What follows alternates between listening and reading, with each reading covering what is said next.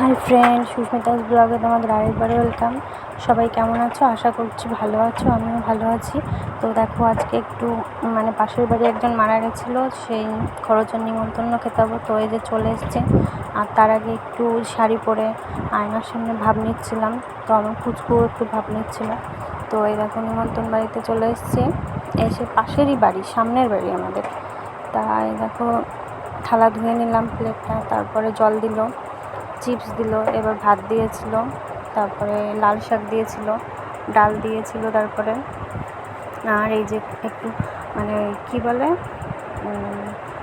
বলে ওকে, শুক্তো দিয়েছিল। তারপরে এই যে ইঁচড় চিংড়ি দিয়েছে। তার চিংড়ি না অনেকগুলো পেয়েছি, ঠিক আছে, এরকম পাই না কোনো বাড়ি গিয়ে। তারপরে আর জাদাই দই মিষ্টি মাছ দিয়েছিল।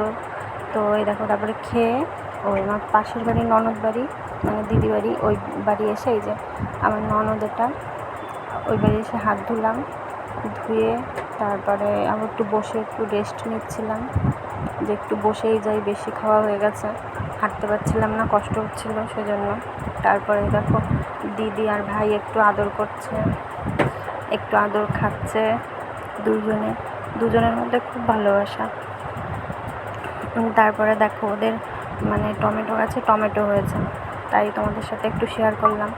আরও দুটো হয়েছিল, দুটো না তিনটে জানো, সেগুলো পেকে গেছে, সেগুলো মনে হয় খেয়ে নিয়েছে তুলে। আর এই যে এখন ওই 3-4টে আছে।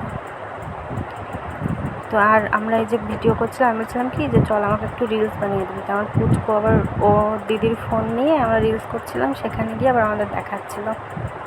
তো আজকের ব্লগটা এইটুকুনি। সবাই কেমন লাগলো বললো। Bye bye.